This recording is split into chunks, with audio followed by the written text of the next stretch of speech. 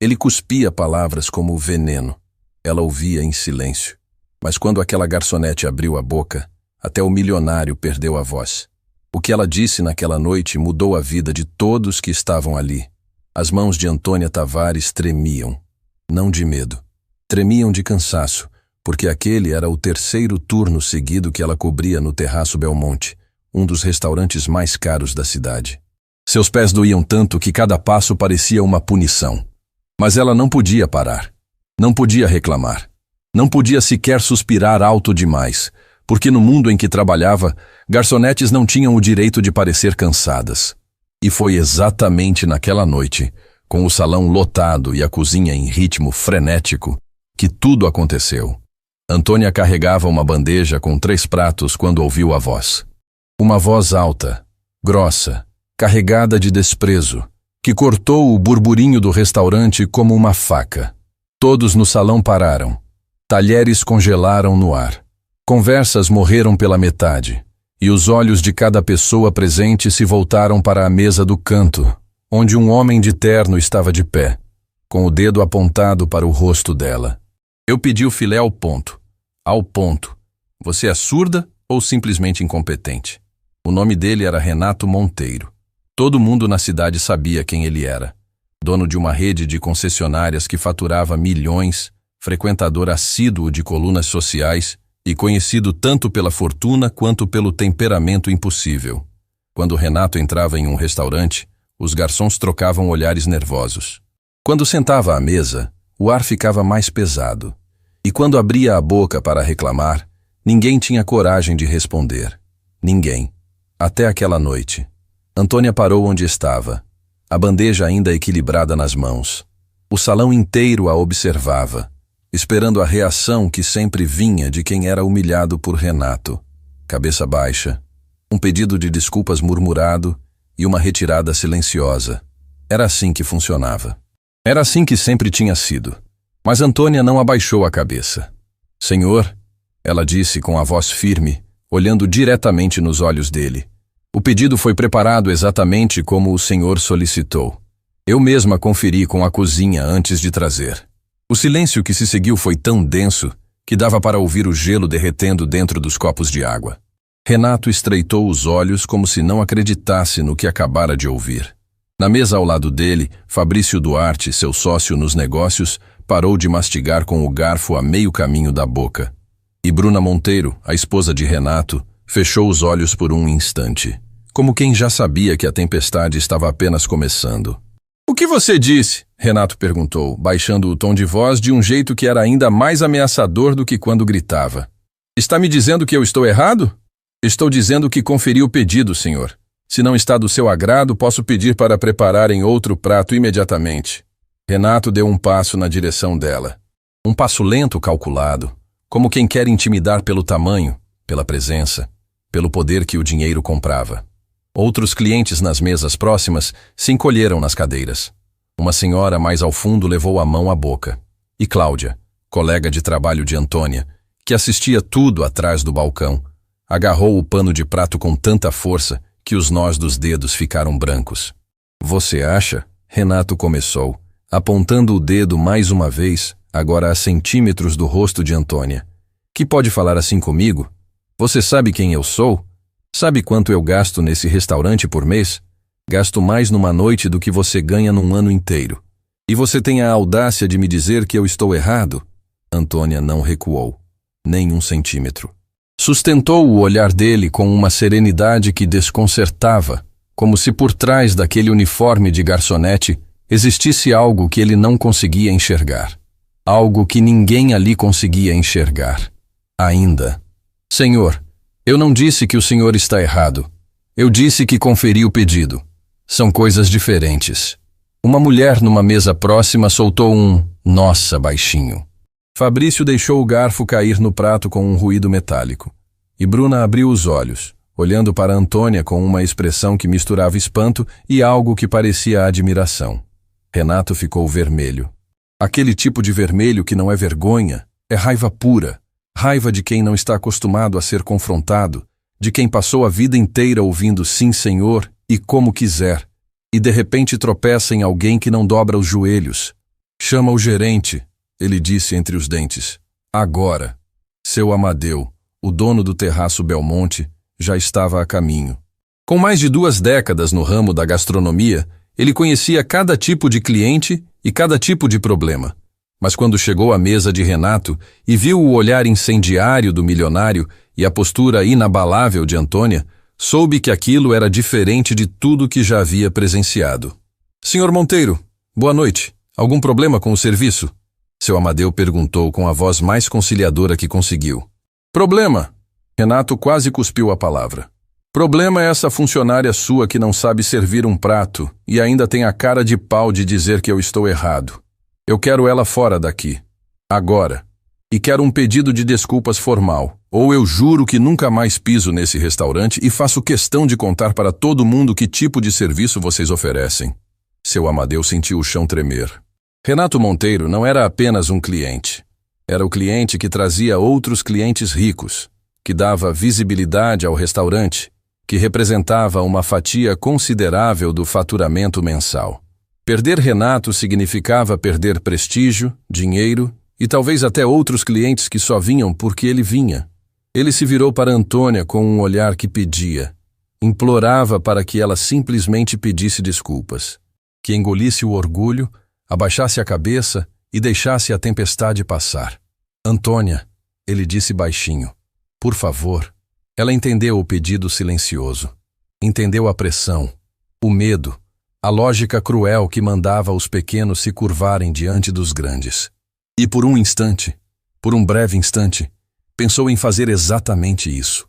Pensou na filha pequena em casa, Valentina, dormindo no colchão que as duas dividiam no quarto apertado. Pensou na mãe, Dona Lucinda, que cuidava da neta enquanto Antônia trabalhava a noite adentro. Pensou no aluguel atrasado, nas contas que se acumulavam, no emprego que era tudo que ela tinha entre sua família e a rua. E foi pensando em tudo isso que ela tomou a decisão que mudou aquela noite para sempre. Eu peço desculpas se o prato não ficou ao gosto do senhor, Antônia disse, olhando para Renato. Mas não vou pedir desculpas por ter feito meu trabalho corretamente. O restaurante inteiro prendeu a respiração. Renato arregalou os olhos. Seu Amadeu fechou os seus. Bruna levou as 2 mãos à boca. Fabrício empurrou a cadeira para trás como se quisesse criar distância física daquilo. E os clientes nas outras mesas começaram a cochichar, alguns com indignação, outros com algo que se parecia muito com respeito. Você acabou de cometer o maior erro da sua vida, Renato disse, apontando para Antônia com o dedo trêmulo de raiva. Sabe o que eu faço com pessoas como você? Eu destruo. Eu ligo para quem eu conheço, e amanhã você não arranja emprego nem para lavar chão em boteco de esquina. Antônia sentiu o peso daquelas palavras como uma bigorna no peito. Não porque acreditava na ameaça, mas porque sabia que ele era perfeitamente capaz de cumpri-la.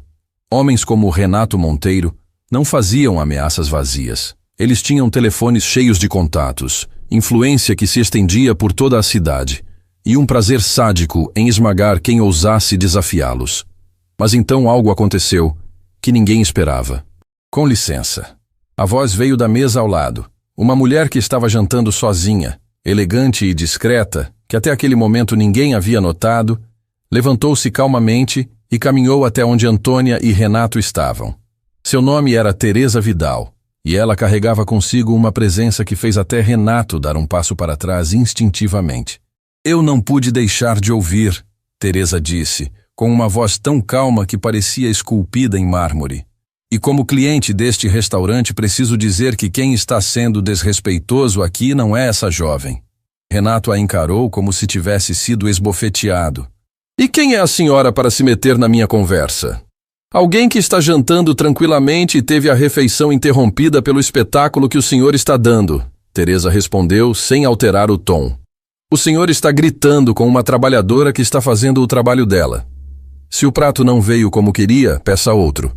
Mas não precisa humilhar ninguém para isso. Uma salva de palmas tímida começou numa mesa ao fundo.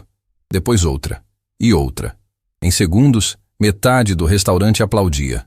Não alto, não efusivo, mas o suficiente para que o som enchesse o salão e fizesse Renato perceber que, pela primeira vez na vida, Não era ele quem tinha a plateia do seu lado. Bruna Monteiro olhou para o marido e depois para Antônia. E nos olhos da esposa do milionário havia algo que pouquíssimas pessoas teriam notado naquele momento.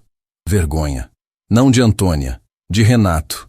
Vamos embora! Renato rosnou para Bruna e Fabrício, jogando o guardanapo sobre a mesa com violência. Esse lugar perdeu a classe. Ele caminhou em direção à saída sem olhar para trás, mas parou ao lado de Antônia e sussurrou algo que só ela ouviu. Isso não acaba aqui.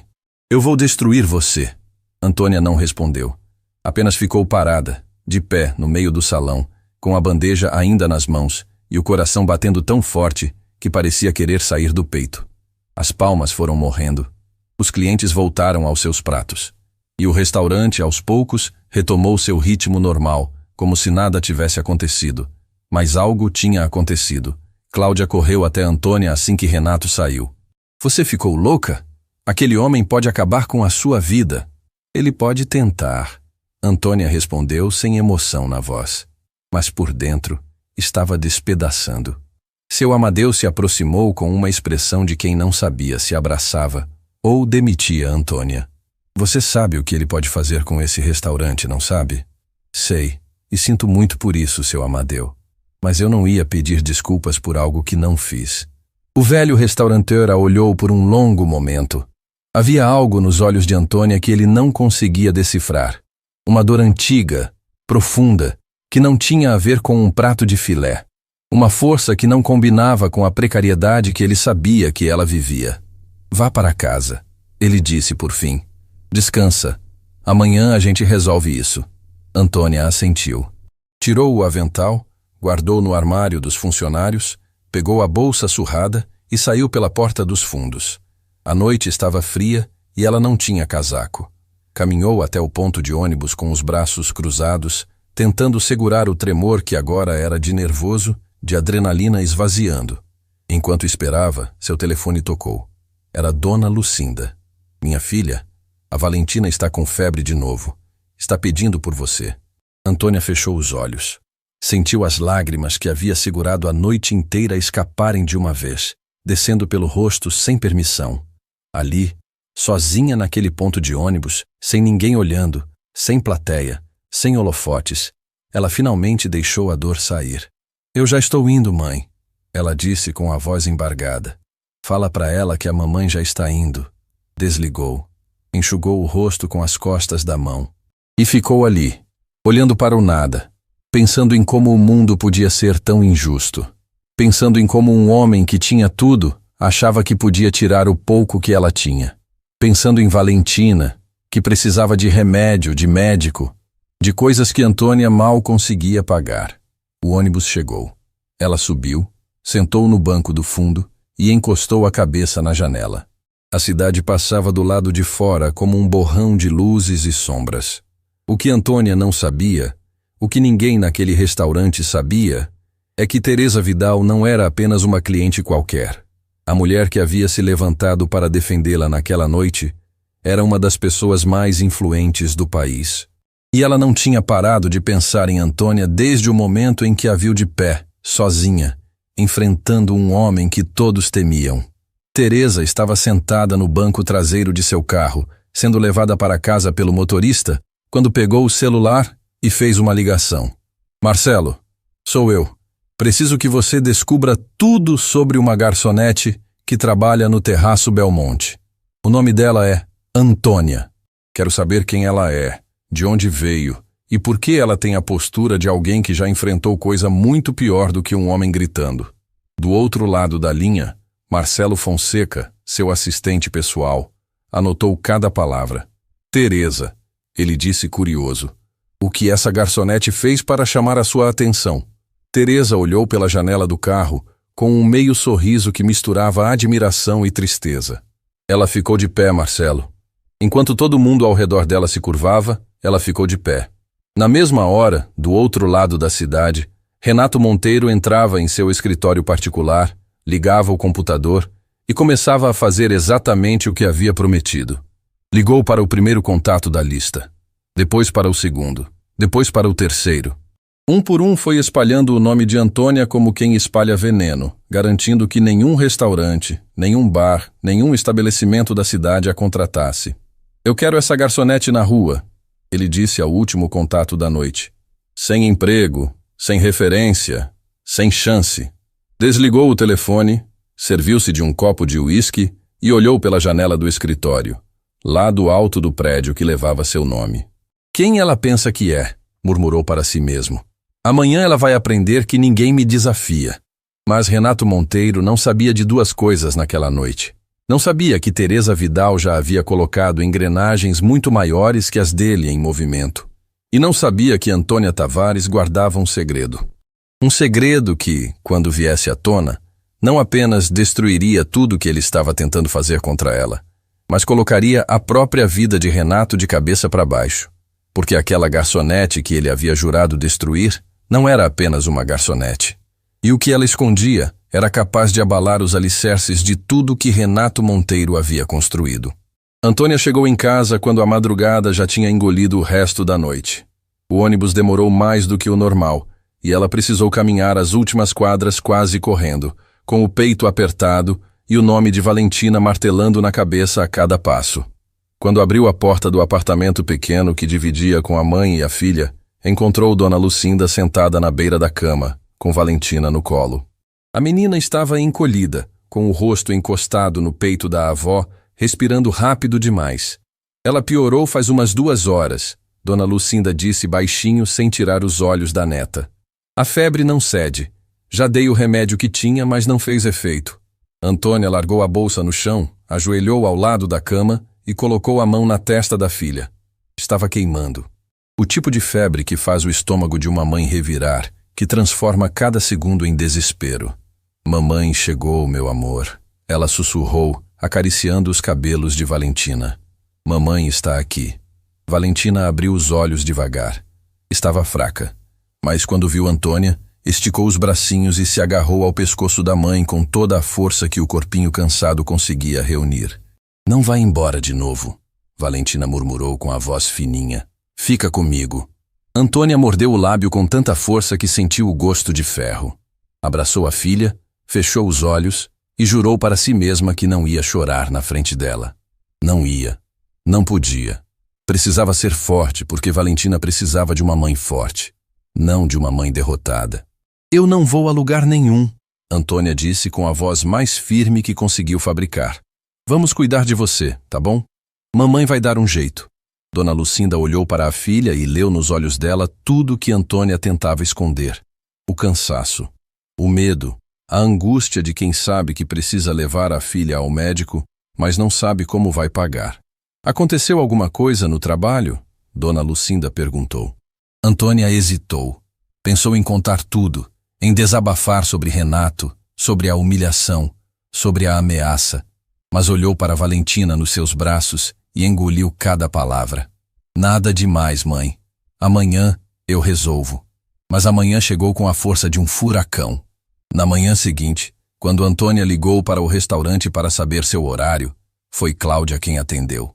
E pelo silêncio que veio antes da primeira palavra, Antônia já soube. "Antônia, o seu Amadeu quer falar com você. Pediu para você vir aqui antes do almoço. Ele vai me mandar embora, não vai?" Cláudia não respondeu, e aquele silêncio disse tudo. Antônia deixou Valentina com Dona Lucinda. Prometeu que voltava rápido e pegou o primeiro ônibus para o centro.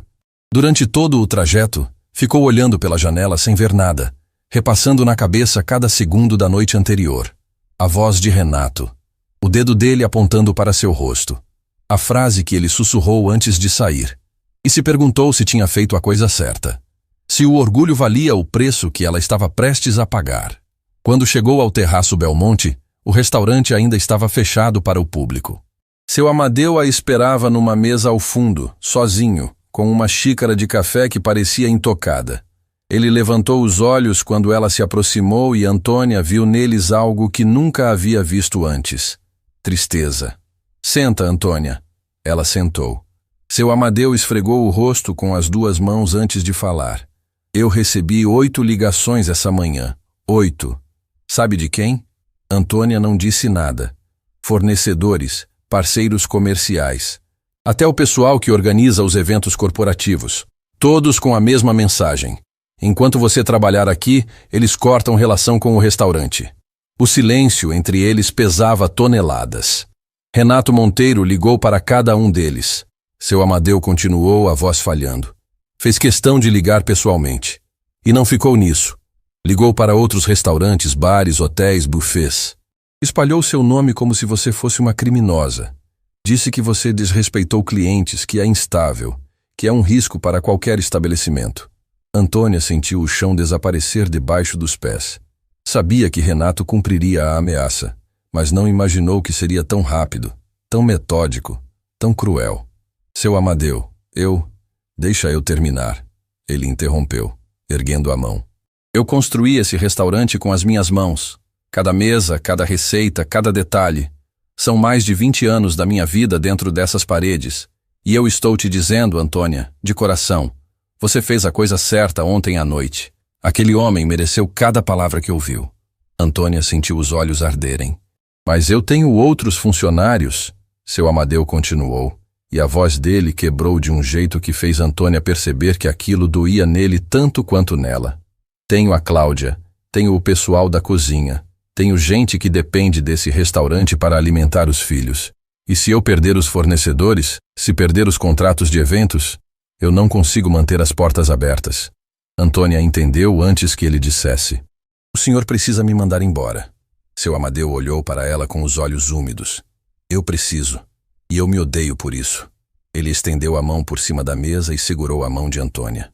Você é a melhor funcionária que eu já tive. Em 20 anos de restaurante, nunca vi ninguém trabalhar como você.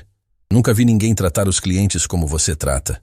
E nunca em toda a minha vida vi alguém ter a coragem que você teve ontem. Antônia deixou uma lágrima cair. Só uma. Depois respirou fundo, apertou a mão do velho e se levantou. Obrigada, seu Amadeu, por tudo. Ele não conseguiu responder. Apenas acenou com a cabeça, enquanto Antônia caminhava em direção à porta.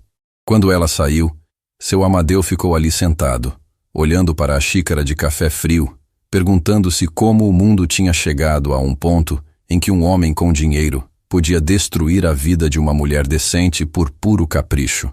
Antônia saiu do restaurante e caminhou sem rumo. Não pegou o ônibus. Precisava pensar, e o movimento dos seus pés contra o asfalto era a única coisa que impedia sua mente de desmoronar. Passou por lojas que ainda estavam abrindo, por cafeterias cheias de gente tomando café como se o mundo fosse um lugar justo, por bancas de jornal que exibiam manchetes sobre coisas que não tinham a menor importância comparadas ao que ela estava vivendo. Parou numa praça. Sentou num banco. E ali, no meio da cidade que acordava indiferente à sua dor, Antônia fez o que precisava fazer. Ligou para cada restaurante, bar e hotel que conhecia. A primeira ligação foi para o Sabor Imperial. Não estamos contratando. O gerente desligou antes que ela pudesse sequer dizer seu nome completo. A segunda foi para o Jardim de Cristal. Infelizmente, suas referências não são compatíveis com nosso padrão. Referências. A palavra soou como um tapa. A terceira. A quarta. A quinta. Cada ligação era uma porta se fechando. Cada não era mais pesado que o anterior. Na sétima ligação, a recepcionista do hotel Estrela Dourada foi mais direta. Olha, eu não deveria dizer isso, mas alguém ligou aqui avisando que a senhora é problemática. Meu gerente falou para não aceitar. Antônia desligou o telefone e ficou olhando para a tela escura por um longo tempo. Renato havia cumprido a promessa. Cada contato, cada porta, cada possibilidade, tudo bloqueado pelo dedo de um homem que considerava pessoas como ela descartáveis. E Valentina continuava com febre em casa. Antônia levantou do banco da praça, enxugou os olhos e fez a única coisa que conseguia pensar. Ligou para Dona Lucinda. Mãe, como ela está? Piorou, filha. A febre subiu mais. Acho que precisamos levar ela no hospital. O coração de Antônia disparou. Hospital significava espera, filas intermináveis. E ainda assim, talvez não ter dinheiro para remédios que o sistema público não cobria. Mas não havia outra opção. Prepara ela, mãe. Eu estou indo buscar vocês. Enquanto Antônia corria para pegar o ônibus de volta para casa, do outro lado da cidade algo muito diferente acontecia. Teresa Vidal estava no escritório de sua fundação, a Fundação Vidal, uma das maiores organizações de investimento social do país. Sentada atrás de uma mesa impecável, ela lia o relatório que Marcelo Fonseca havia acabado de entregar. E conforme seus olhos percorriam cada linha, cada informação, sua expressão mudava de curiosidade para espanto, e de espanto para algo que Marcelo nunca havia visto no rosto de sua chefe: comoção. Marcelo, Teresa disse, abaixando o relatório devagar. Tem certeza de que essas informações estão corretas? Verifiquei 3 vezes, senhora Vidal. Tudo confirmado. Teresa levantou-se da cadeira e caminhou até a janela. Ficou ali por um longo momento, olhando para a cidade lá embaixo, processando o que havia lido. Aquela garçonete, ela começou, quase para si mesma, não é quem ninguém pensa que é. Não, senhora. Definitivamente não. Teresa se virou para Marcelo. Ela tem formação em gastronomia por uma das melhores escolas da Europa. Fala 3 idiomas. Trabalhou em restaurantes premiados no exterior antes de voltar ao Brasil. E sabe por que largou tudo? Marcelo assentiu. A filha. O diagnóstico veio quando a criança ainda era muito pequena. Uma condição que exige tratamento constante e caro. A senhora Tavares abriu mão de tudo para cuidar dela. Vendeu o que tinha, voltou para cá e aceitou qualquer emprego que aparecesse para manter o tratamento. Teresa fechou os olhos. Quando os abriu, havia uma determinação neles que Marcelo conhecia bem. Era o olhar que Teresa tinha quando encontrava uma causa pela qual valia a pena lutar. Ela largou uma carreira brilhante para ser garçonete, recebendo humilhação de gente que não chega aos pés dela. Tudo por causa da filha. Tudo por causa da filha, Marcelo repetiu. Teresa voltou para a mesa e pegou o telefone. Eu quero encontrar essa mulher. Pessoalmente. O mais rápido possível. E quanto ao Renato Monteiro, o relatório também mostra que ele está ativamente tentando impedir que ela consiga qualquer emprego na cidade. Teresa apertou o telefone com mais força. O senhor Monteiro vai descobrir em breve que mexeu com a pessoa errada. Não com Antônia, comigo. Marcelo engoliu em seco. Conhecia Teresa há tempo suficiente para saber que quando ela falava naquele tom, montanhas saíam do caminho. Mas primeiro, Teresa continuou, preciso saber uma coisa. Aquele restaurante onde ela trabalha, o Terraço Belmonte, tem alguma ligação comercial com as empresas de Monteiro? Marcelo abriu a pasta. Não diretamente. Mas vários fornecedores do restaurante dependem de contratos com a rede de concessionárias do Monteiro. É por isso que ele conseguiu pressionar tão rápido. Teresa sorriu. Não era um sorriso de alegria. Era o sorriso de uma estrategista que acabou de enxergar cada peça do tabuleiro. Então é assim que ele opera. Usa o dinheiro como corrente para prender todo mundo ao redor dele. E quando alguém ousa se soltar, ele aperta. Interessante. Ela anotou algo num papel e entregou a Marcelo. Quero uma reunião com esses fornecedores. Todos eles. Pessoalmente. E quero que descubra exatamente quais contratos o Monteiro tem com cada um. Cada centavo. Marcelo pegou o papel e se dirigiu à porta. Antes de sair, virou-se uma última vez. Teresa, posso perguntar por que esse caso te afetou tanto? Você já viu situações parecidas centenas de vezes. Teresa ficou em silêncio por alguns segundos.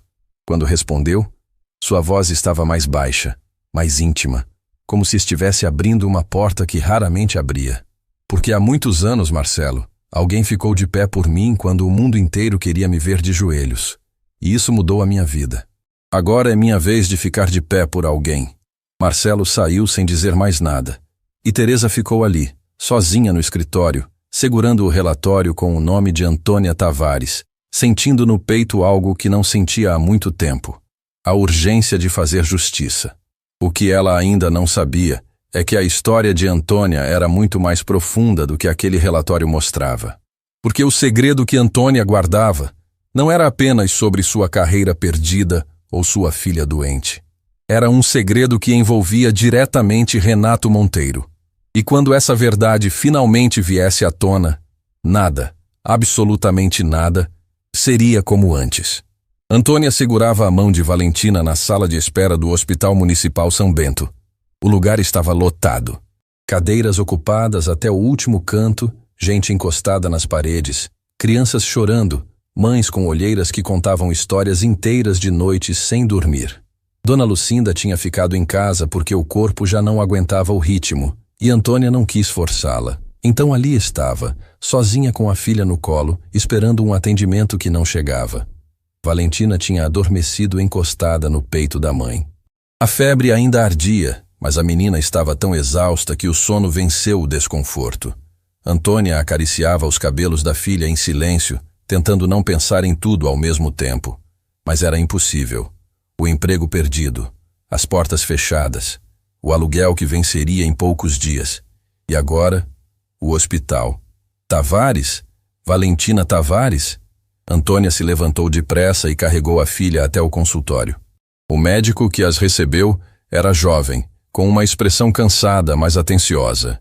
Seu nome era Dr. Henrique Bastos, e ele examinou Valentina com cuidado, ouvindo o peito, verificando a garganta, anotando cada detalhe. A febre é persistente, ele disse, olhando para Antônia com seriedade. Preciso pedir alguns exames para entender o que está causando isso. Pela ficha dela, vejo que já existe um acompanhamento anterior por conta de uma condição crônica. Os exames que ela precisa fazer agora são específicos e, infelizmente, nem todos estão disponíveis pelo sistema público. Alguns vão precisar ser feitos em laboratório particular. Antônia sentiu o estômago afundar. Quanto custa? Dr. Henrique anotou num papel e entregou a ela. Quando Antônia leu o valor, precisou se apoiar na cadeira. Era mais do que ela ganhava em 2 meses de trabalho. Dinheiro que ela não tinha. Dinheiro que não sabia de onde tirar. Doutora, quer dizer doutor, Antônia se corrigiu, a mente embaralhada pelo nervosismo. Não existe nenhuma alternativa? Existe esperar pela fila do sistema público, mas com a condição da Valentina, o ideal seria não demorar. Eu não quero alarmar a senhora, mas também não posso ser irresponsável e dizer que pode esperar sem consequências. Antônia olhou para Valentina, que dormia no banco do consultório, alheia a tudo. Tão pequena, tão frágil e, ao mesmo tempo, tão forte. Aquela menina nunca reclamava. Nunca pedia nada além da presença da mãe. E era exatamente isso que tornava tudo mais doloroso, porque Valentina merecia o mundo, e Antônia mal conseguia oferecer o básico. Eu vou dar um jeito, Antônia disse, mais para si mesma do que para o médico. Eu sempre dou um jeito. Saiu do hospital com Valentina nos braços e o papel com o valor dos exames dobrado no bolso como uma sentença. Caminhou até o ponto de ônibus e ficou ali, olhando para o horizonte, tentando montar um plano com peças que não encaixavam. Foi quando o telefone tocou. Um número desconhecido. Antônia quase não atendeu. Estava cansada de más notícias, mas algo a fez deslizar o dedo na tela. Antônia Tavares? Sou eu. Meu nome é Marcelo Fonseca. Eu trabalho com a senhora Teresa Vidal. A senhora tem um momento para conversar? Antônia franziu a testa. O nome Teresa Vidal ecoou na memória como algo distante. Levou alguns segundos para conectar. A mulher do restaurante. A que se levantou, a que enfrentou Renato Monteiro por ela. Sim, pode falar. A senhora Vidal gostaria de se encontrar com a senhora. Pessoalmente. Pode ser ainda hoje? Antônia olhou para Valentina dormindo no seu ombro. Olhou para o papel dos exames no bolso. Olhou para a rua movimentada à sua frente. E pensou que não tinha absolutamente nada a perder. Onde? Marcelo deu o endereço. Antônia reconheceu a região. Era um dos bairros mais nobres da cidade, onde ficavam escritórios de empresas que ela só conhecia de nome. Combinaram o horário para o fim daquela tarde. Antônia voltou para casa. Deixou Valentina com Dona Lucinda, trocou de roupa e pegou 2 ônibus até o endereço que Marcelo havia indicado. Quando desceu na frente do edifício da Fundação Vidal, ficou parada na calçada por quase 1 minuto, olhando para o prédio imponente. Uma parte dela queria entrar, outra queria sair correndo. Entrou. A recepcionista a guiou até o último andar. As portas do elevador se abriram e Antônia se viu num ambiente que parecia de outro universo. Tudo era amplo, iluminado, com obras de arte nas paredes e janelas enormes que mostravam a cidade inteira lá embaixo. E no centro de tudo, sentada numa poltrona ao lado de uma mesa de café, estava Teresa Vidal. Antônia, Teresa disse, levantando-se com um sorriso que era ao mesmo tempo acolhedor e firme. Obrigada por ter vindo. Obrigada por ter me chamado. Antônia respondeu, sem saber exatamente o que esperar. Mas eu preciso ser sincera. Não entendo por que a senhora quer me ver. Teresa apontou para a poltrona à frente. Senta. E pode me chamar de Teresa. Antônia sentou. As mãos no colo, os ombros tensos, o coração acelerado. Teresa a observou por um momento antes de começar. Eu vou ser direta, Antônia, porque acho que você é o tipo de pessoa que prefere verdades a rodeios. Eu vi o que aconteceu no restaurante. Vi aquele homem gritar com você. Vi todo mundo ao redor abaixar a cabeça. E vi você ficar de pé. Aquilo me marcou. Eu só fiz o que achava certo. Exatamente. E é por isso que estou aqui. Porque depois daquela noite, eu pedi ao Marcelo que descobrisse quem você é.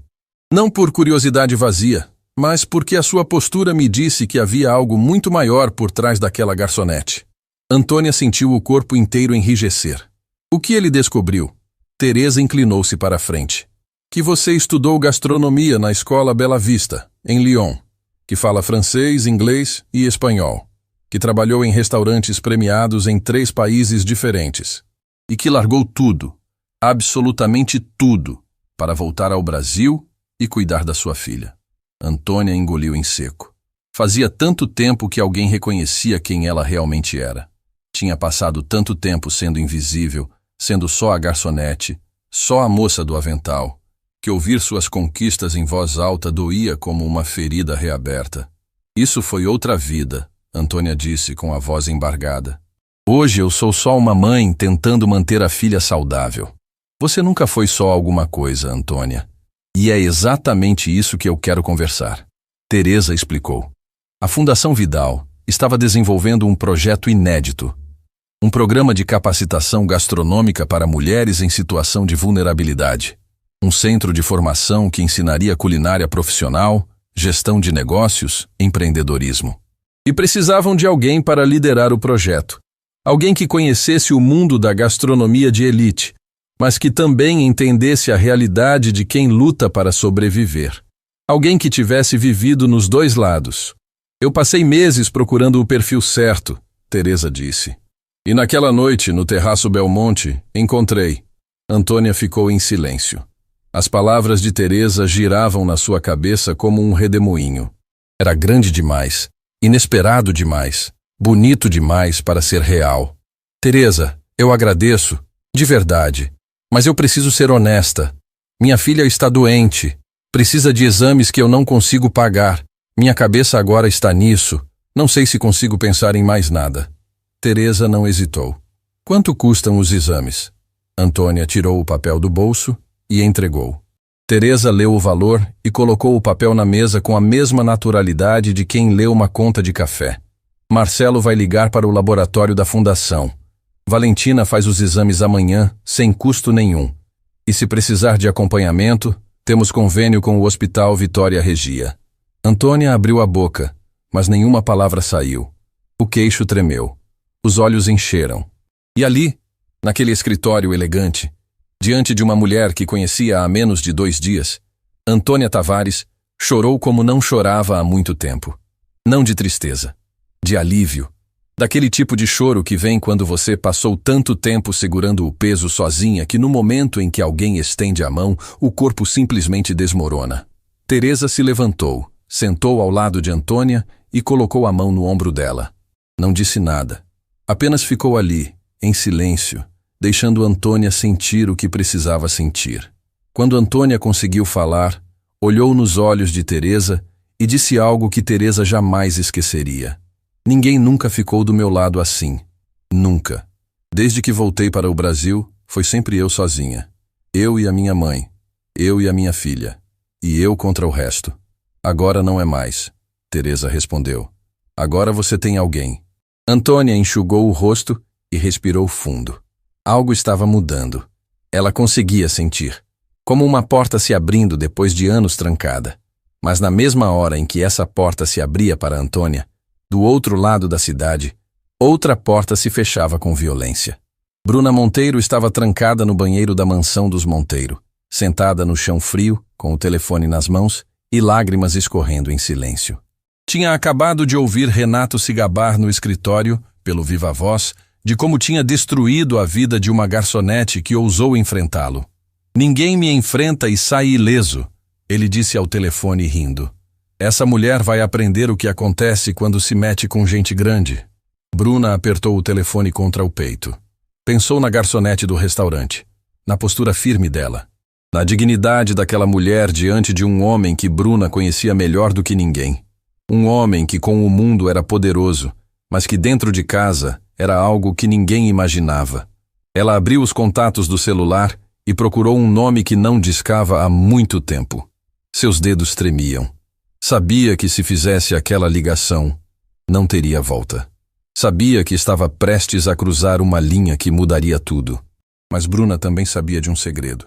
O mesmo segredo que Antônia guardava. E sabia que, mais cedo ou mais tarde, esse segredo explodiria. Respirou fundo. Apertou o botão de ligar.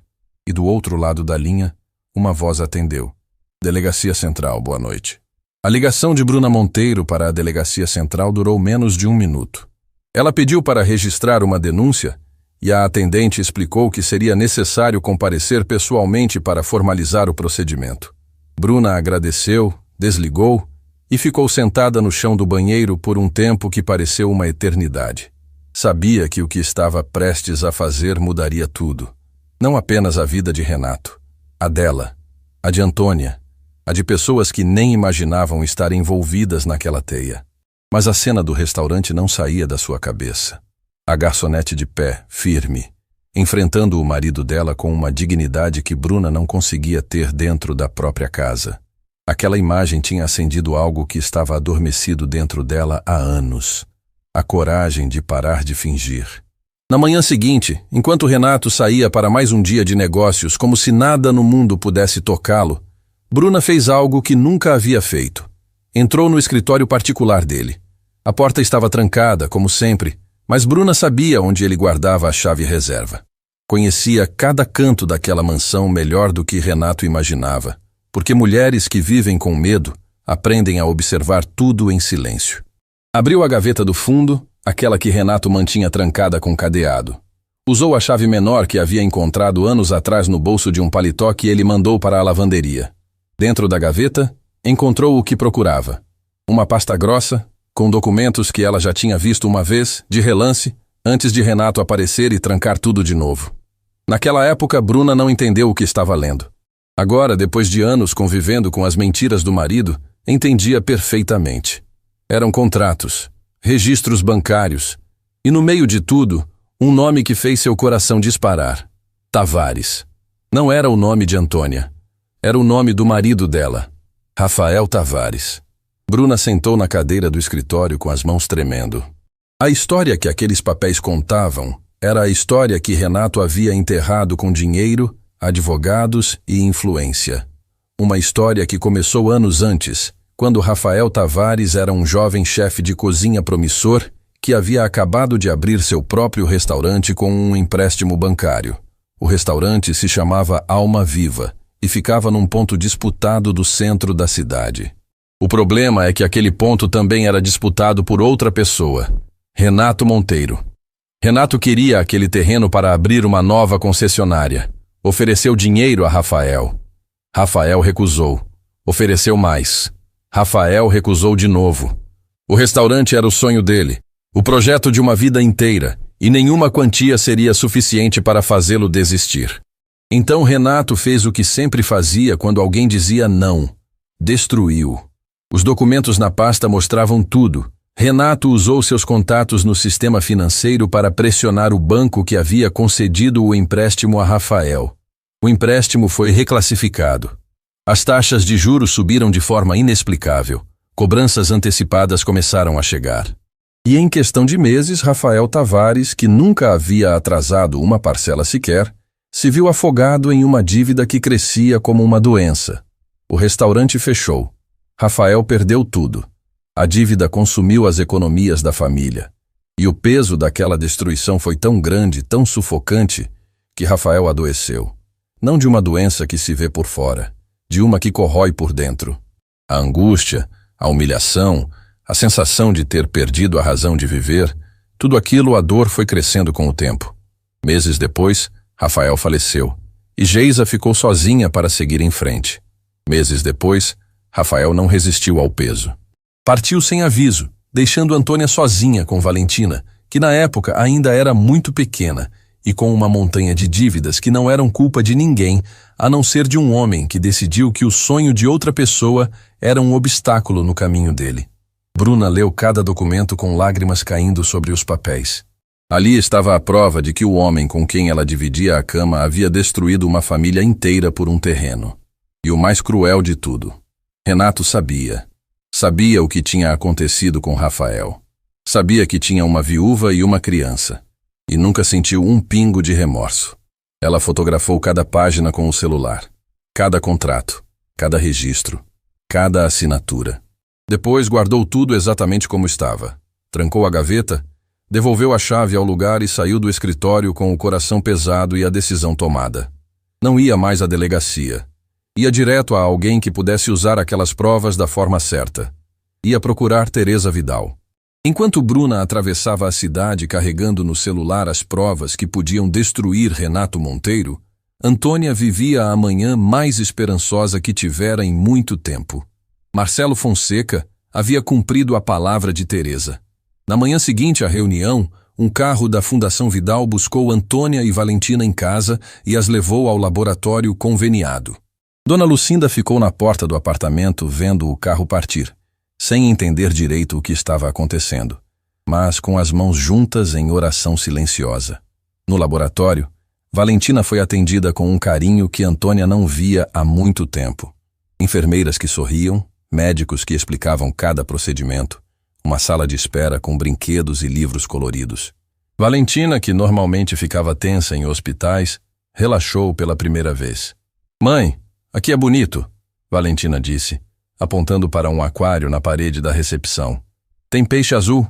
Antônia sorriu. Um sorriso que nasceu tão fundo que quase a assustou, porque fazia tempo que seus lábios não se curvavam assim, espontaneamente, sem esforço. "Tem sim, meu amor. E tem peixe amarelo também, olha ali." Enquanto Valentina fazia os exames, Antônia recebeu uma mensagem de Teresa. "Quando terminar no laboratório, venha até a fundação. Tenho uma surpresa para você." Antônia foi, e a surpresa a deixou sem ar. Teresa a levou até o andar térreo do prédio da fundação, onde ficava um espaço enorme que antes era usado como depósito. As paredes estavam sendo pintadas, bancadas de aço inox estavam sendo instaladas. Fogões industriais, fornos, pias, tudo novinho, tudo reluzente. "Essa vai ser a cozinha-escola do projeto", Teresa disse, observando a reação de Antônia. "E se você aceitar, esse vai ser o seu lugar." Antônia caminhou pelo espaço em silêncio. Tocou as bancadas, olhou para os equipamentos. Sentiu o cheiro de tinta fresca que lembrava começo, recomeço, outra chance. E por um instante fugaz, lembrou-se do Alma Viva. Do sonho que Rafael tinha construído. Da cozinha onde ele criava pratos com a mesma paixão com que abraçava a vida. Rafael ia adorar ver isso. Antônia deixou escapar, quase num sussurro. Teresa ouviu. Não perguntou quem era Rafael. Já sabia. O relatório de Marcelo contava tudo sobre o marido que Antônia havia perdido. Mas Teresa preferiu esperar que Antônia contasse na hora certa, do jeito dela. "Quem é Rafael?" Foi o que Teresa não disse. O que ela disse foi: "Esse espaço é para pessoas que tiveram sonhos arrancados delas. E você vai ser a pessoa que devolve esses sonhos." Antônia virou de costas para Teresa. Não queria que ela visse o rosto desmoronando. Mas Teresa não precisava ver. O tremor nos ombros de Antônia dizia tudo. "Eu aceito", Antônia disse, depois de um longo silêncio. "Eu aceito e vou honrar cada tijolo desse lugar." Teresa sorriu. Mas o sorriso durou pouco, porque naquele exato momento, Marcelo apareceu na porta com uma expressão que Teresa reconheceu imediatamente. "Problema." "Teresa, tem uma pessoa na recepção pedindo para falar com a senhora." Diz que é urgente. Quem? Bruna Monteiro, a esposa de Renato. O silêncio que caiu naquela cozinha inacabada foi absoluto. Antônia congelou ao ouvir o sobrenome. Teresa estreitou os olhos, e Marcelo ficou parado na porta, esperando uma decisão. Manda ela subir, Teresa disse. Antônia se virou. Teresa, eu não posso estar na mesma sala que essa mulher. Não agora. Eu entendo. Marcelo, leve Antônia para a sala ao lado. Mas Antônia... Teresa a olhou com uma seriedade que era quase maternal. Se o que essa mulher veio dizer tiver a ver com você, eu vou te contar. Sem filtros. Combinado? Antônia assentiu e seguiu Marcelo. Minutos depois, Bruna Monteiro entrou no escritório de Teresa Vidal, como quem entra num confessionário. Os olhos inchados, as mãos apertando a bolsa, o corpo inteiro carregando o peso de anos de silêncio. Senhora Vidal, a senhora não me conhece, mas eu preciso da sua ajuda. Eu sei quem você é, Bruna. Senta. Bruna sentou, respirou fundo e começou a falar. Meu marido destruiu uma família, anos atrás. Um homem chamado Rafael Tavares, que tinha um restaurante. Renato queria o terreno e não aceitou ouvir não. Usou os contatos dele para sufocar o empréstimo e o restaurante fechou. Rafael não aguentou. E a esposa dele ficou sozinha com uma filha pequena. Teresa ouviu cada palavra sem interromper. O rosto dela não se moveu, mas por dentro, cada peça do quebra-cabeça estava finalmente se encaixando. E a garçonete daquela noite no restaurante? Bruna continuou, com a voz quebrando. É a viúva dele. É a Antônia. E o Renato não sabe. Ele nem lembra o nome do homem que destruiu. Para ele, foi só mais um obstáculo removido do caminho. Bruna abriu a bolsa e tirou o celular. Eu tenho fotos de todos os documentos, contratos, transferências, tudo. É prova suficiente para mostrar o que ele fez. Teresa olhou para o celular, depois para Bruna. Por que agora? Você sabia disso há quanto tempo? Bruna engoliu em seco. Descobri por acidente faz muito tempo, mas eu tinha medo. Renato é o tipo de homem que não perdoa traição. Se ele descobrir que fui eu... Por que agora? Teresa repetiu, gentil mas firme. Bruna olhou para as próprias mãos. Quando levantou os olhos, havia neles uma dor que Teresa reconheceu na mesma hora. Porque era a mesma dor que havia visto nos olhos de Antônia. Porque naquela noite no restaurante, eu vi uma mulher de pé. Uma mulher que tinha todos os motivos do mundo para se curvar e não se curvou. E eu percebi que passo cada dia da minha vida curvada. Curvada de medo. Curvada de vergonha. E eu não aguento mais. Teresa se levantou. Caminhou até a janela. Olhou para a cidade. Bruna, você tem noção do que essas provas significam? Tenho. Isso pode levar seu marido a responder judicialmente. Pode destruir a imagem dele. Pode destruir o império dele. Eu sei. E mesmo assim quer seguir em frente? Bruna levantou o queixo. E pela primeira vez desde que entrara naquele escritório, sua voz saiu sem tremer. Ele destruiu a vida de um homem bom. Transformou uma mulher com futuro brilhante numa garçonete que trabalha 3 turnos para pagar remédio da filha, e ainda gritou na cara dela como se ela não fosse ninguém. Eu sou muita coisa, senhora Vidal, mas cúmplice disso eu não sou mais. Teresa virou-se para Bruna com o olhar de quem acabou de encontrar a última peça de um tabuleiro. Marcelo, ela chamou. Liga para a doutora Silvana Rocha. Diz que eu preciso da melhor advogada do país. Hoje. Na sala ao lado, encostada na parede com os olhos fechados, Antônia não conseguia ouvir a conversa. Mas sentia. No fundo do peito, sentia que algo enorme estava prestes a acontecer. Algo que tinha a ver com o passado que ela havia tentado enterrar. Com Rafael. Com o sonho que lhes foi roubado. E com o homem que havia gritado na cara dela, sem saber que estava gritando para a viúva do homem cuja vida ele destruiu. Teresa esperou até o dia seguinte para contar a Antônia, não por estratégia, por humanidade. Sabia que aquela mulher já carregava peso demais para receber a verdade inteira de uma vez, no mesmo dia em que havia finalmente encontrado uma razão para sorrir. Mas a verdade não podia esperar muito mais. Não com as engrenagens que já estavam em movimento. Chamou Antônia ao escritório no fim da manhã. Marcelo havia preparado café, água e deixado a sala em silêncio. Teresa dispensou todos os funcionários do andar. Queria que aquele momento fosse só das duas. Quando Antônia entrou, percebeu imediatamente que algo era diferente. Teresa não estava sorrindo. Não havia surpresa no olhar dela. Havia cuidado. Aquele tipo de cuidado que antecede uma dor inevitável. Senta, Antônia. Preciso te contar uma coisa, e não existe jeito fácil de fazer isso. Antônia sentou devagar, o peito já apertando antes mesmo de ouvir a primeira palavra. Porque no fundo, no lugar mais escondido da intuição, ela já sentia que aquela conversa tinha a ver com o único assunto que ainda era capaz de despedaçá-la. É sobre o Rafael, não é? Teresa sustentou o olhar. É. Antônia cruzou os braços sobre o peito como quem se abraça antes de cair. O que você descobriu? Teresa contou tudo. Cada detalhe. O terreno disputado, as ofertas recusadas, a manipulação do empréstimo, as taxas que subiram sem explicação, as cobranças antecipadas que estrangularam o restaurante até a morte. E o nome por trás de tudo isso. Renato Monteiro. Conforme Teresa falava, o rosto de Antônia passava por transformações que nenhuma palavra seria capaz de descrever. Primeiro veio a incredulidade, aquele estado de suspensão em que o cérebro se recusa a processar o que os ouvidos captam. Depois veio o choque, gelado, paralisante, como se o sangue tivesse esquecido de circular. E então veio a raiva, uma raiva silenciosa, profunda, que não gritava nem explodia, mas que ardia por dentro com a intensidade de um incêndio subterrâneo. O homem que gritou na minha cara, Antônia disse, com uma voz tão baixa que Teresa precisou inclinar-se para ouvir. É o mesmo homem que tirou o Rafael de mim.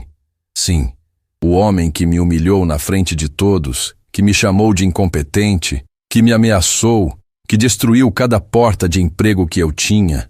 É o homem que destruiu o sonho do meu marido e levou embora a única pessoa que eu amei na vida. Sim, Antônia. O silêncio que se seguiu foi o mais longo que Teresa já viveu.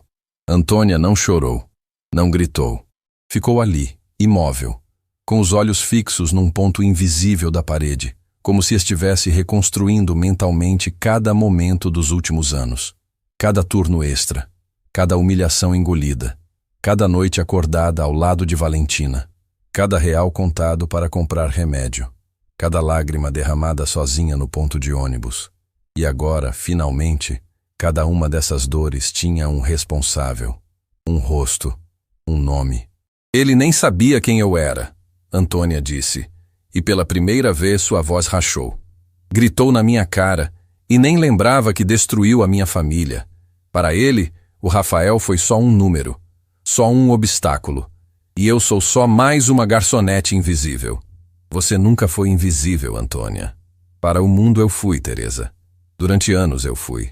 Eu lavei prato, servi mesa, limpei chão, aguentei grito de gente que achava que eu não era nada. E fiz tudo calada porque tinha uma filha que dependia de mim. Porque o Rafael me pediu, antes de ir embora, que eu cuidasse da Valentina. E foi a última coisa que ele me pediu. A voz de Antônia quebrou na última frase e o choro finalmente veio. Não o choro contido de quem está acostumada a se esconder. Um choro aberto, profundo, que vinha de um lugar que ela mantinha trancado há anos. O lugar onde guardava Rafael, onde guardava o alma viva, onde guardava a versão dela mesma que existia antes de tudo ser arrancado. Teresa se levantou, contornou a mesa e sentou ao lado de Antônia.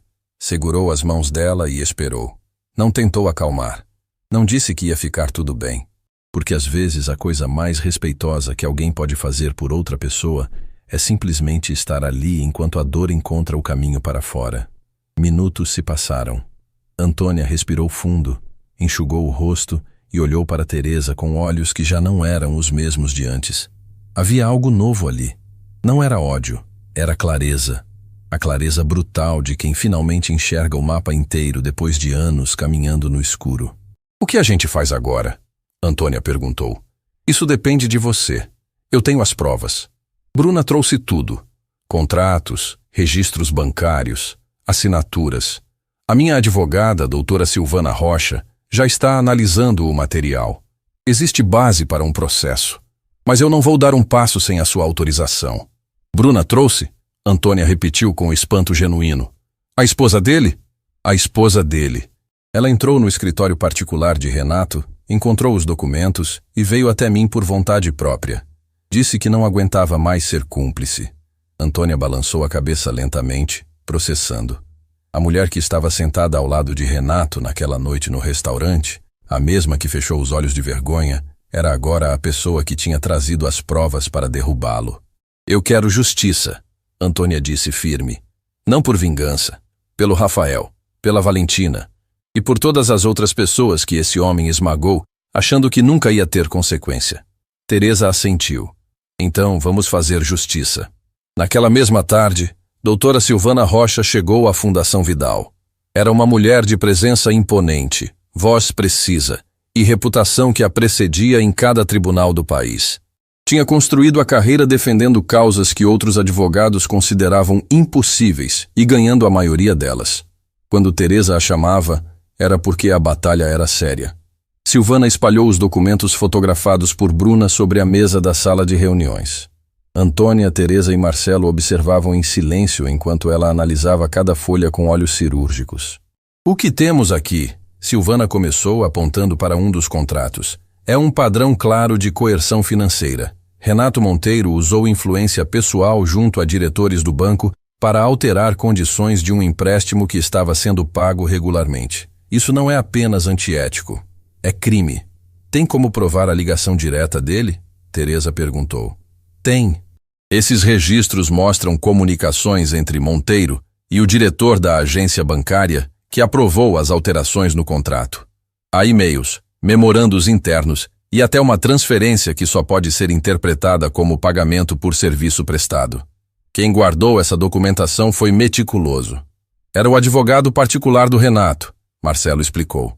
Pelo que Bruna disse, ele mantinha tudo arquivado como garantia pessoal. Se um dia as coisas dessem errado, ele teria com o que se proteger. Silvana sorriu daquele jeito que advogados sorriem quando encontram uma brecha que o oponente não sabe que existe. Então o próprio sistema de proteção dele se tornou a arma contra ele. Irônico. Antônia ouvia tudo em silêncio. Cada palavra de Silvana era ao mesmo tempo alívio e agonia. Alívio porque finalmente existia alguém disposta a lutar. Agonia porque cada documento, cada prova, era um lembrete do que Rafael havia sofrido. Doutora Silvana, Antônia disse. O que pode acontecer com ele? Silvana olhou para Antônia com respeito. Se o processo seguir como eu acredito que vai seguir, Renato Monteiro pode responder por coerção financeira, abuso de poder econômico e danos morais e materiais. A indenização pode ser significativa. Mas mais do que isso, Antônia, a exposição pública desse caso pode destruir a credibilidade que ele tem no mercado. E para um homem como Renato, perder a credibilidade é perder tudo. Quando começamos? Antônia perguntou. Já comecei, Silvana respondeu, guardando os documentos na pasta. A petição inicial fica pronta em poucos dias. Mas eu preciso de uma coisa sua, Antônia. Preciso que você conte a sua história. Toda ela. Desde o começo. Desde o Alma Viva até aquela noite no restaurante. Porque é a sua história que vai colocar alma nesse processo. Documentos provam o crime. Mas é a sua voz que vai fazer o juiz entender o tamanho do estrago. Antônia concordou. E naquela tarde, sentada numa sala da Fundação Vidal, contou tudo pela primeira vez. Contou sobre como conheceu Rafael numa feira gastronômica. Sobre como se apaixonaram pela cozinha e um pelo outro ao mesmo tempo. Sobre o sonho do Alma Viva, construído tijolo por tijolo com as economias de uma vida inteira. Sobre as noites em que ficavam até de madrugada testando receitas, rindo, planejando o futuro. Contou sobre o dia em que Renato apareceu pela primeira vez. A oferta arrogante. A recusa de Rafael. E como, a partir dali, tudo começou a desmoronar. As cartas do banco. As cobranças impossíveis. O desespero nos olhos de Rafael, quando percebeu que não havia saída. Contou sobre as noites em que Rafael não conseguia dormir. Sobre o apetite que desapareceu. Sobre o brilho que foi sumindo dos olhos dele, como uma luz sendo apagada devagar. Sobre a manhã em que acordou e percebeu que ele já não estava mais ali. E entendeu que a vida dela tinha mudado para sempre. Silvana anotava tudo. Teresa ouvia com os olhos marejados. Marcelo, que era normalmente inabalável, precisou sair da sala por um momento. Depois que o Rafael se foi, Antônia continuou com a voz trêmula, mas inteira. Eu prometi 2 coisas para ele. A primeira foi cuidar da Valentina com tudo que eu tivesse. A segunda foi nunca deixar ninguém me colocar de joelhos. Porque o Rafael passou os últimos tempos de joelhos e eu vi o que isso fez com ele. Eu vi a vida saindo dele um pouco por dia e jurei que comigo seria diferente. E foi, Teresa disse. No restaurante, quando todo mundo esperava que você se curvasse, você ficou de pé, porque já tinha visto o preço de se ajoelhar. Antônia olhou para Teresa e assentiu em silêncio. Não precisava de mais palavras. Aquela frase dizia tudo. Quando a reunião terminou, já era noite. Antônia saiu da fundação e ligou para Dona Lucinda. Mãe, como está a Valentina? Melhor, filha. A febre baixou. Ela comeu um pouco e está assistindo televisão. Está perguntando quando você volta. Antônia sorriu, pela 2ª vez naquele dia. Fala para ela que a mamãe está voltando. E fala que a mamãe tem uma coisa importante para contar. Desligou e caminhou até o ponto de ônibus. A mesma rua, o mesmo trajeto de sempre. Mas dessa vez, Antônia caminhava diferente. Os ombros estavam um pouco mais abertos. A cabeça um pouco mais erguida. Não porque a dor tinha ido embora. A dor ainda estava ali. E talvez nunca fosse embora por completo. Mas agora, junto com a dor, havia outra coisa. Propósito. Enquanto Antônia voltava para casa, do outro lado da cidade, num bar discreto de um bairro nobre, Fabrício Duarte bebia sozinho. O sócio de Renato Monteiro estava sentado no canto mais escuro do estabelecimento, com o celular na mão e uma expressão de quem carrega um fardo que não aguenta mais. Na tela do celular, uma mensagem de um número desconhecido. Uma mensagem que ele havia lido 7 vezes e que fazia suas mãos suarem cada vez mais. Sabemos o que aconteceu com o restaurante Alma Viva. Sabemos do seu envolvimento. Em breve todos saberão. E Fabrício largou o celular na mesa e esfregou o rosto. Porque Renato não tinha agido sozinho na destruição de Rafael Tavares. Fabrício estava lá. Fabrício sabia. Fabrício tinha ajudado. E agora, alguém sabia disso. O telefone tocou. Era Renato. Fabrício olhou para a tela por longos segundos. O nome do sócio piscando na luz do celular como um aviso. Se atendesse, continuaria preso àquela teia. Se não atendesse, Renato saberia que algo estava errado. Atendeu. Fabrício, preciso de você amanhã cedo no escritório. Temos um problema. Que tipo de problema? A voz de Renato, pela primeira vez desde que Fabrício o conhecia, não estava furiosa. Estava com medo. Alguém está mexendo na nossa história, Fabrício. Alguém que sabe coisas que ninguém deveria saber. Fabrício Duarte não dormiu. Passou a noite inteira sentado na sala do seu apartamento, com a mensagem anônima brilhando na tela do celular como uma sentença. Releu cada palavra dezenas de vezes, tentando descobrir quem sabia, como sabia e quanto sabia, mas não conseguia pensar com clareza. A culpa que ele havia enterrado durante anos agora subia pela garganta como algo que o corpo se recusa a manter dentro. Porque Fabrício não era apenas o sócio de Renato. Era o homem que havia apresentado Renato ao diretor do banco que manipulou o empréstimo de Rafael Tavares. Na época, Fabrício convenceu a si mesmo de que era apenas um favor entre empresários, uma movimentação de mercado como tantas outras. Mas quando soube que o restaurante havia fechado, quando ouviu pelos corredores que o dono tinha adoecido e partido, algo dentro de Fabrício rachou. E ele passou os anos seguintes fingindo que aquela rachadura não existia. Agora, alguém havia encontrado a rachadura e enfiado uma cunha nela. Na manhã seguinte, Fabrício foi ao escritório de Renato como combinado. Encontrou o sócio andando de um lado para o outro atrás da mesa, com o telefone grudado na orelha e a expressão de um animal encurralado. Estou te dizendo, Osvaldo, eu preciso saber quem está levantando informações sobre mim. Renato gritava ao telefone. Alguém contratou o investigador, alguém está fuçando nos meus contratos antigos. Descobre quem é e me liga. Desligou e olhou para Fabrício. Senta. Fabrício sentou, as mãos suando frio apoiadas nos joelhos.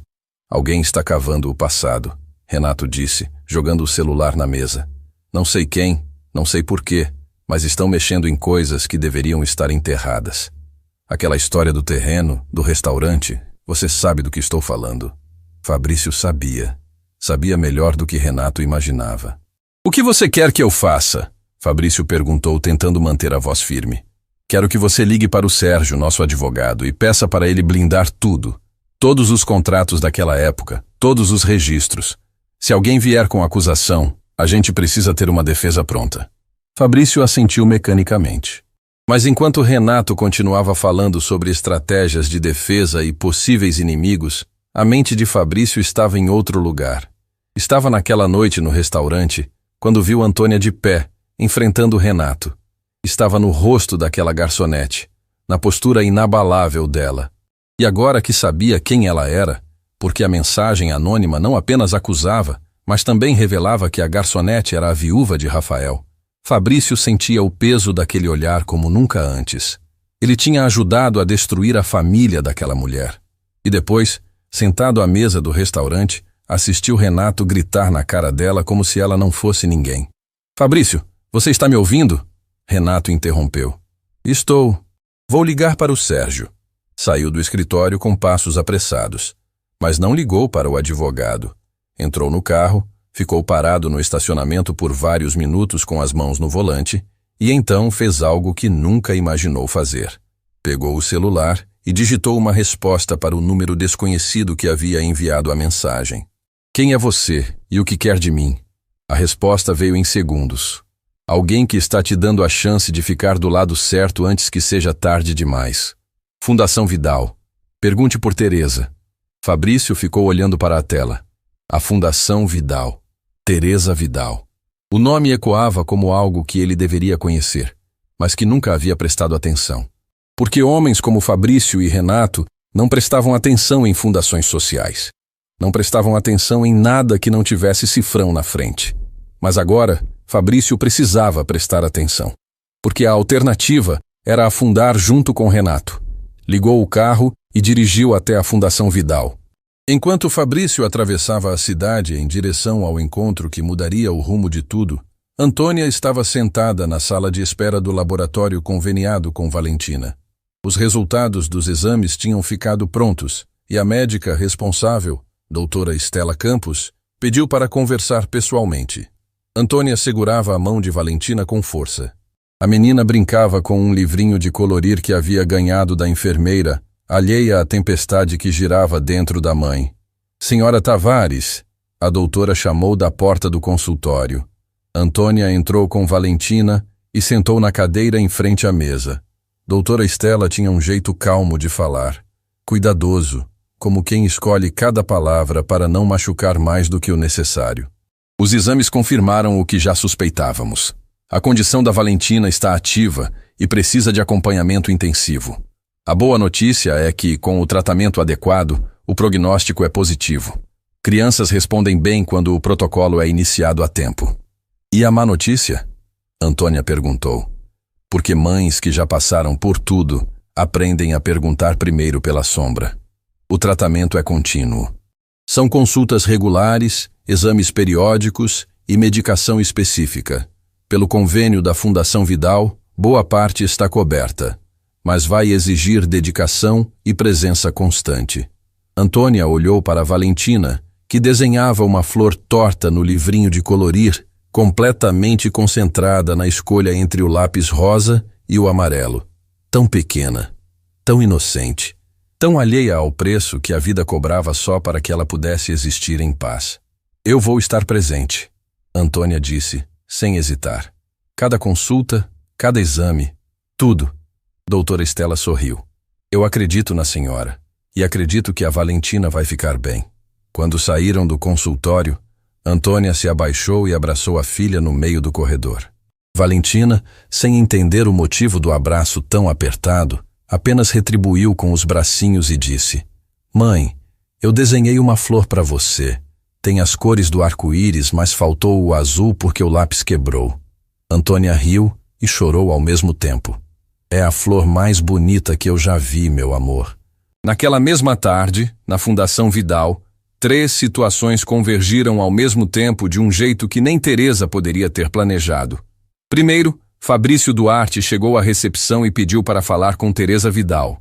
Marcelo, surpreso ao reconhecer o nome do sócio de Renato, consultou Teresa antes de liberá-lo.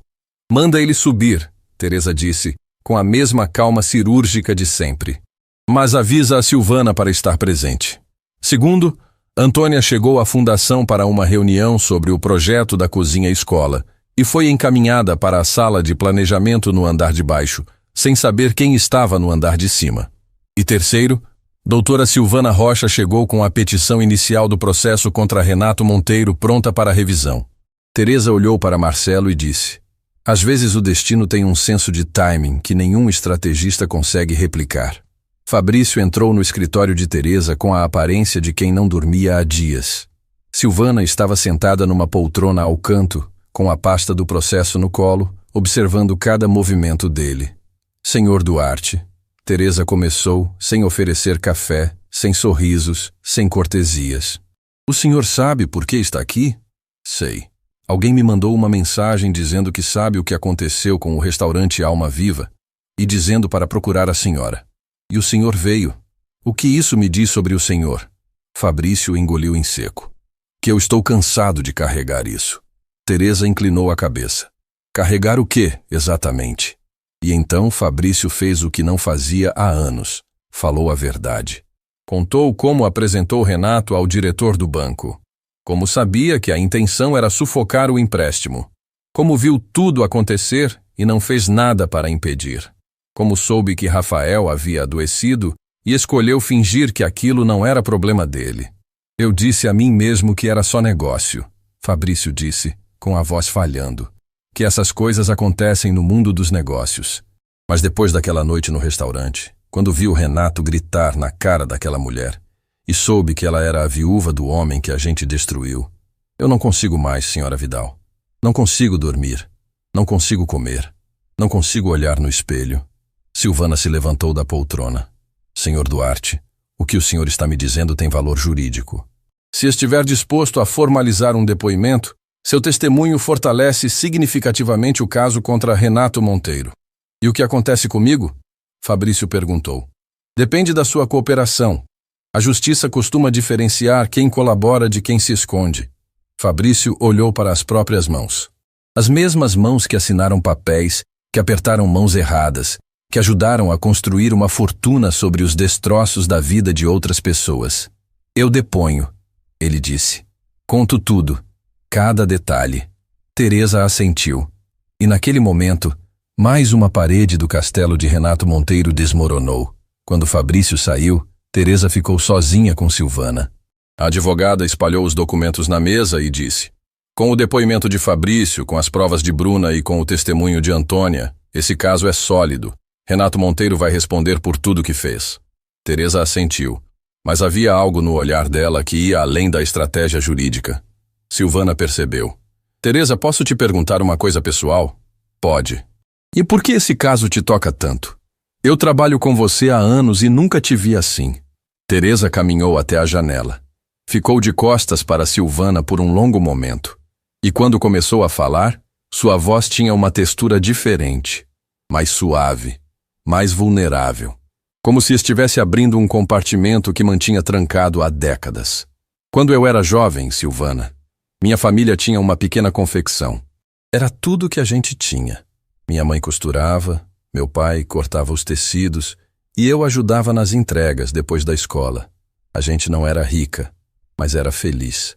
Silvana ouviu em silêncio. Um dia, um empresário quis o galpão onde funcionava a confecção. Ofereceu dinheiro. Meu pai recusou. E o que aconteceu depois? Foi exatamente o que aconteceu com o Rafael. Pressão nos fornecedores, dívidas fabricadas, cobranças impossíveis. Meu pai perdeu tudo. E a vergonha, a humilhação, quase levaram ele embora também. Teresa se virou para Silvana com os olhos brilhando.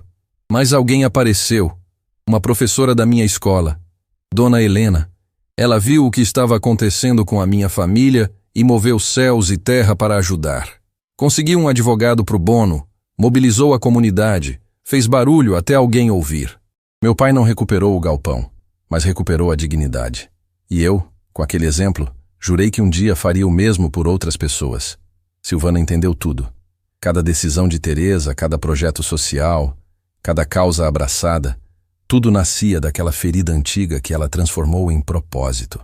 E quando você viu a Antônia naquela noite no restaurante, eu vi meu pai, Teresa completou. Vi alguém de pé quando o mundo inteiro mandava se ajoelhar. E soube que era minha vez de ser a dona Helena de alguém. As duas ficaram em silêncio por um momento que não precisava de palavras. Depois, Teresa endireitou os ombros, enxugou os olhos com as costas da mão e voltou a ser quem o mundo conhecia. Uma mulher de aço com coração de carne. Silvana, protocola a petição. Fabrício vai formalizar o depoimento amanhã, e eu quero uma audiência o mais rápido possível. E quanto ao Renato? Quando ele souber do processo, vai reagir.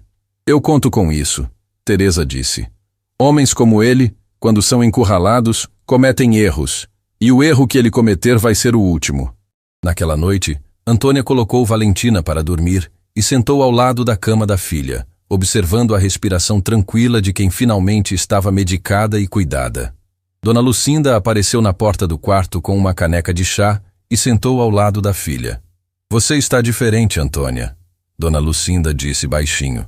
Diferente como, mãe? Diferente de um jeito bom. Parece que você encontrou alguma coisa que tinha perdido. Antônia olhou para Valentina dormindo. Pensou em Rafael, no sorriso dele quando inaugurou o Alma Viva, na forma como ele segurava Valentina no colo e dizia que ela era o prato mais perfeito que a vida tinha criado. Eu encontrei, mãe. Encontrei um motivo para parar de sobreviver e começar a viver de novo. Dona Lucinda segurou a mão da filha. E as duas ficaram ali, no silêncio daquele quarto pequeno, sentindo que algo grande se aproximava. Algo que Antônia ainda não conseguia ver por inteiro, mas que sentia com cada fibra do corpo. Porque em poucos dias ela estaria cara a cara com Renato Monteiro mais uma vez. Não num restaurante, não como garçonete, mas como a mulher que ele nunca deveria ter subestimado. O dia da audiência chegou sem aviso, como chegam todas as coisas que mudam uma vida para sempre. Antônia acordou antes do sol nascer, sentou na beira da cama e ficou ouvindo a respiração de Valentina, que dormia tranquila ao lado. A febre não tinha voltado desde o início do tratamento. A menina estava comendo melhor, rindo mais, desenhando flores em cada pedaço de papel que encontrava. E aquela melhora silenciosa era a prova de que, quando alguém estende a mão na hora certa, milagres acontecem sem fazer barulho. Dona Lucinda apareceu na porta do quarto com uma caneca de café. Está pronta, filha? Antônia olhou para a mãe. Estou. Pela primeira vez em muito tempo, estou pronta. Teresa enviou um carro para buscar Antônia. Durante o trajeto, Antônia olhou pela janela e pensou em Rafael. No sorriso dele, na forma como ele dizia que cozinhar era um ato de amor, porque ninguém prepara uma refeição para alguém que não ama. Pensou no Alma Viva, nas paredes que ele pintou com as próprias mãos, nas mesas que escolheu uma por uma, no cardápio que escreveu e reescreveu até cada prato contar uma história. Hoje é por você, Rafa, ela sussurrou para a janela. Eu prometi que ficaria de pé. E fiquei. O tribunal ficava numa região central da cidade que Antônia conhecia de passagem, mas nunca de perto. Era um edifício imponente, com escadarias largas e portas que pareciam ter sido feitas para lembrar a qualquer pessoa que ali dentro as palavras tinham peso. Na entrada, Teresa a esperava ao lado de Silvana Rocha. Marcelo Fonseca estava um pouco atrás, com uma pasta de documentos e a postura de quem havia preparado cada detalhe. E ao lado deles, de cabeça baixa e mãos nos bolsos, estava Fabrício Duarte, pronto para depor. Como você está? Teresa perguntou, segurando as mãos de Antônia. Tremendo por dentro, firme por fora. Teresa sorriu. É assim que se enfrenta o impossível. Entraram juntas. A sala de audiência era menor do que Antônia imaginava. Bancos de madeira, uma mesa elevada para o juiz, mesas laterais para as partes. E do outro lado da sala, já sentado ao lado de dois advogados que cobravam por hora o que Antônia ganhava por mês, estava Renato Monteiro. Quando os olhos dele encontraram os de Antônia, algo mudou no ar. Renato a reconheceu imediatamente. A garçonete. Aquela que ele havia jurado destruir. Mas agora, ela não estava de avental. Não carregava bandeja, não estava cercada de mesas e talheres. Estava do outro lado de um processo judicial, E pela primeira vez na vida de Renato, ele não tinha o controle. A expressão dele oscilou entre surpresa e raiva. Virou-se para seus advogados e sussurrou algo que Antônia não conseguiu ouvir. Mas Silvana conseguiu ler nos lábios dele o suficiente para saber que Renato ainda não havia entendido a gravidade do que enfrentava. A audiência começou. Silvana apresentou os fatos com a precisão de uma cirurgiã. Cada documento, cada registro, cada movimentação financeira que provava a manipulação do empréstimo de Rafael Tavares. A sala ouvia em silêncio absoluto enquanto ela traçava a linha que conectava a ambição de Renato à destruição do Alma Viva, e a destruição do Alma Viva à devastação de uma família inteira. Então chamou Fabrício Duarte ao depoimento. Fabrício se levantou. Caminhou até a frente da sala, evitando o olhar de Renato, que o perfurava com uma fúria silenciosa. Sentou, ajeitou o microfone e, com a voz trêmula, mas decidida, contou tudo. A apresentação ao diretor do banco, as reuniões nos bastidores, a decisão consciente de participar de um esquema que eles sabiam que destruiria um pequeno empresário. Eu sabia o que estávamos fazendo, Fabrício disse olhando para o juiz. Sabia que aquele homem ia perder tudo, e mesmo assim continuei, porque era conveniente, porque era lucrativo, e porque eu disse a mim mesmo que não era da minha conta. Mas era. Sempre foi. Renato se levantou da cadeira. Isso é mentira. Esse homem está inventando tudo para se salvar. O juiz pediu silêncio. Os advogados de Renato o puxaram de volta para a cadeira, mas o estrago estava feito. A máscara do empresário controlado havia caído, e o que restava era o rosto de um homem que sabia que o chão estava cedendo. Depois de Fabrício, foi a vez de Antônia. Ela caminhou até a frente da sala com as pernas tremendo, mas a coluna ereta. Sentou, olhou para o juiz e começou a contar a mesma história que havia contado na Fundação Vidal. Mas dessa vez era diferente. Dessa vez, Renato estava ouvindo. Falou do Alma Viva, de como Rafael sonhou com aquele restaurante desde jovem, de como cada centavo economizado foi investido naquele projeto, de como os primeiros clientes chegaram e Rafael saiu da cozinha para cumprimentar cada um pessoalmente, porque para ele cada refeição servida era um presente. Falou do dia em que as cartas do banco começaram a chegar, do desespero nos olhos de Rafael, das noites sem dormir, da luz que foi se apagando dentro dele até não sobrar mais nada. Meu marido não perdeu um restaurante, Antônia disse com a voz firme apesar das lágrimas. Perdeu a razão de existir, e eu perdi o homem que amava. Minha filha perdeu o pai que nunca vai conhecer direito. E tudo isso porque um homem decidiu que o sonho de outra pessoa era um obstáculo no caminho dele. Ela olhou para Renato, diretamente, sem ódio, sem rancor, com algo que era infinitamente pior para ele do que qualquer raiva. Verdade.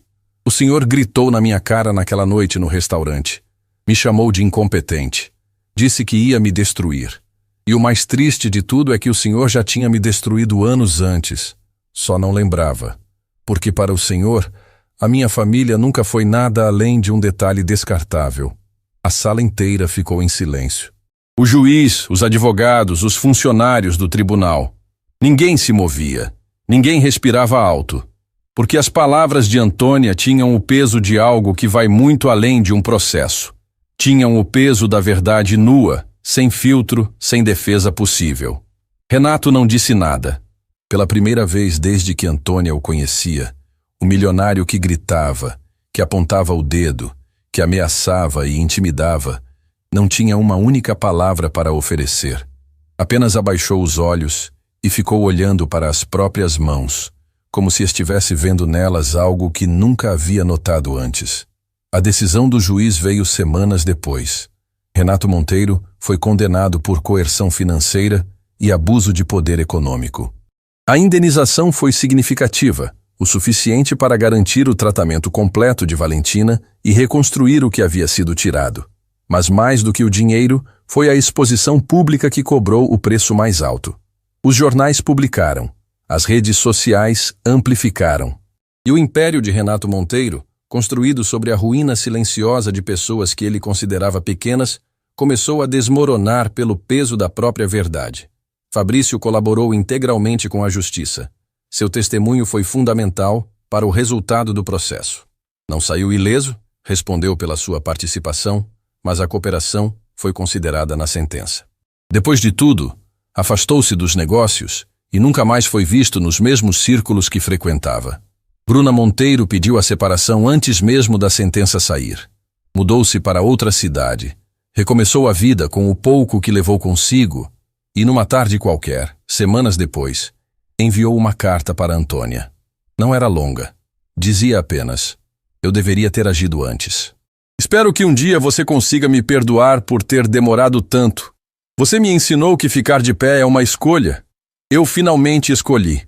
Antônia leu a carta 3 vezes e respondeu com uma única frase: a coragem não tem prazo, Bruna. O que importa é que você se levantou. A cozinha-escola da Fundação Vidal ficou pronta num dia ensolarado que parecia ter sido encomendado.